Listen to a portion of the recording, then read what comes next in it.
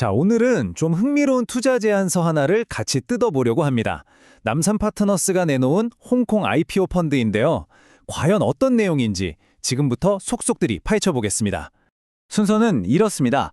먼저 지금 왜 홍콩 시장을 봐야 하는지, 그리고 우리 돈이 어떤 과정을 거쳐서 투자가 되는지, 또 어떤 전략으로 수익을 내는지 살펴볼 거고요. 마지막으로 기대 수익률과 핵심 내용까지 정리해 보겠습니다. 이 펀드가 왜 하필 지금 나왔을까? 그 배경을 알려면 2025년 시장을 봐야 합니다. 한동안 주춤했던 홍콩 시장이 그야말로 화려하게 복귀하면서 IPO 자금 조달 부문에서 다시 세계 1위 자리를 탈환했습니다. 아니, 그냥 좀 오른 수준이 아니라요. 전년 대비 조달액이 무려 225%나 급증한 겁니다. 정말 어마어마한 성장세죠. 그리고 우리 투자자 입장에서 제일 중요한 거, 바로 수익률이죠. 2025년에 홍콩에 새로 상장한 기업들의 상장 첫날 평균 수익률이 약 40%에 달했습니다. 시장 분위기가 얼마나 뜨거웠는지 짐작이 가시죠?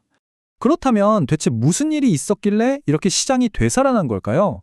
그리고 더 중요한 건 2026년은 또 어떻게 보고 있는 걸까요? 자, 이게 참 재밌는 부분인데요. 2025년 시장을 이끈 기업들을 보면 장래를 가리지 않았다는 겁니다.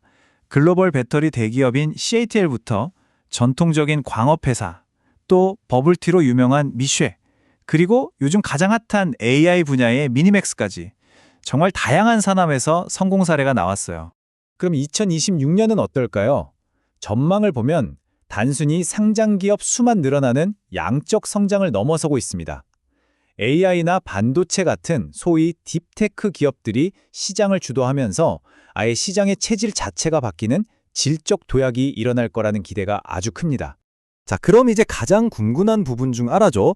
우리가 만약 투자를 한다면 그 돈이 과연 어떤 경로를 거쳐서 저 멀리 홍콩에 있는 펀드까지 도달하는 걸까요? 그 여정을 한번 따라가 보겠습니다. 바로 이 3단계 구조가 핵심입니다. 복잡해 보이지만 아주 간단해요. 첫 번째, 우리 투자자들이 국내에 만들어진 특수목적법인, 그러니까 오직 이투만을 위해 세운 페이퍼 컴퍼니인 SPV에 돈을 빌려주는 형태가 됩니다. 두 번째, 이 SPV가 우리 돈을 모아서 홍콩에 있는 NS신탁에 가입하고요. 마지막 세 번째, 이 신탁이 최종 목적지인 남산 파트너스 펀드에 투자해서 실제 운용을 시작하는 거죠. 어때요? 간단하죠? 이제 돈이 어떻게 흘러가는지 그 구조를 알았으니 진짜 알맹이를 봐야겠죠. 대체 어떤 전략으로 수익을 만들겠다는 건지 한번 자세히 분석해 보겠습니다. 이 펀드 전략의 비장의 무기라고 할 수 있는 게 바로 코너스톤 투자자가 되는 겁니다. 이게 뭐냐면 일반 개인 투자자들한테 주식이 풀리기 전에 대형 기관 투자자로서 미리 대규모 물량을 선점하는 건데요. 이렇게 하면 좋은 기업의 주식을 안정적으로 또 때로는 더 유리한 조건으로 확보할 수 있는 거죠. 포트폴리오를 보면 공격과 수비의 균형이 잘 잡혀 있습니다. 물론 가장 큰 비중이 40%는 높은 수익을 노리는 공모주에 투자하지만요. 동시에 30%라는 꽤 큰 부분을 안정적인 채권에 배분해서 리스크를 관리합니다. 바로 이게 채권 방어 전략이라는 건데요. 이게 왜 중요하냐면 주식시장이 막 흔들릴 때도 채권에서 나오는 6에서 15% 정도의 꾸준한 이자 수익이 우리 자산의 방패막, 일종의 쿠션 역할을 해주는 겁니다. 변동성을 줄여주는 아주 중요한 장치죠.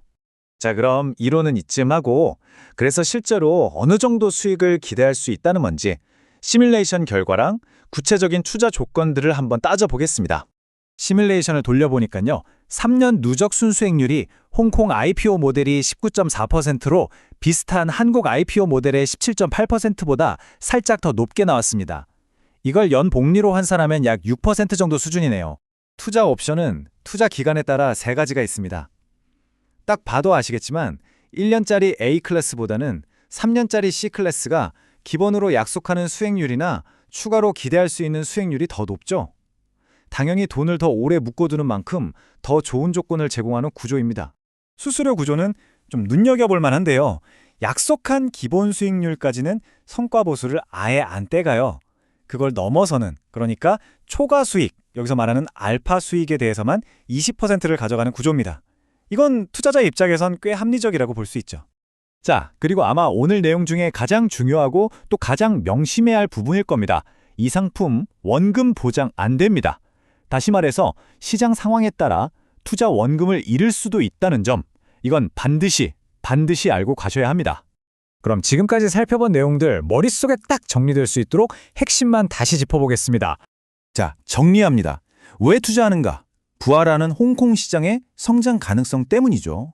어떻게? SBB, 신탁, 펀드로 이어지는 3단계 구조를 통해서요. 전략은 코너스톤 투자로 선점하고 책본으로 방어합니다. 그래서 뭘 기대하는데 연복리 6% 수준의 수익과 다양한 플랜이 있고요. 마지막으로 가장 중요한 리스크, 원금 비보장 상품이라는 점 잊지 마세요. 이 모든 걸 듣고 나면 우리에겐 결국 마지막 질문 하나가 남습니다. 과연 2026년 홍콩 IPO 시장은 이 제안서의 기대처럼 정말 제2의 도약기를 맞이하게 될까요? 판단은 여러분의 몫입니다.